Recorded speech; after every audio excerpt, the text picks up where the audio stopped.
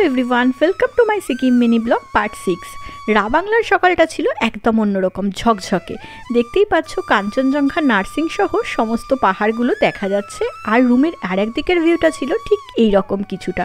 Breakfast সেরে তাই আমরা ঝটপট সামনের বুদ্ধা পার্ক ভিজিট করতে চলে গেলাম। পার্কে বুদ্ধা মূর্তি সহ প্রাকৃতিক সৌন্দর্য তোমার মনকে এক অন্য শান্তির জায়গায় পৌঁছে দেবে। পুরো বুদ্ধা পার্ক জুড়েই ওম মানে পদ্মেহং এই মন্ত্রটা উচ্চারিত হচ্ছে এবং সেটা ধ্বনিত হচ্ছে ভীষণ সুন্দরভাবে। বুদ্ধা পার্কের সমস্ত ডিটেলস দিয়ে একটা বড় ভিডিও রয়েছে আমার ইউটিউব চ্যানেলে, লিঙ্কটা তোমাদের জন্য ডিসক্রিপশন বক্সে দিয়ে রাখলাম, তোমরা চেক আউট করতে পারো। বুদ্ধা পার্ক দেখে আমরা চলে এসেছিলাম লেকশিপের কটিলেশ্বর মহাদেবের মন্দিরে।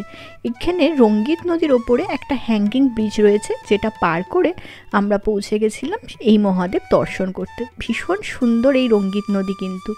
তারপর আমরা চলে এসেছিলাম সিকিমের একমাত্র বার্ড পার্ক, যেটা রয়েছে পেলিংয়ে।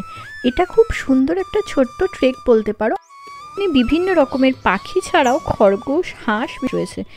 এটা ঘুরে দেখতে দেখতেই দেখো প্রচণ্ড মেঘ করে বৃষ্টি আরম্ভ হয়ে গেল, তাই আমরা লেট না করে পেলিংয়ের পথে এগিয়ে চললাম। তাহলে আজকের গল্পটা এই অবধিই থাক, দেখা হচ্ছে পরের গল্পতে। টাটা।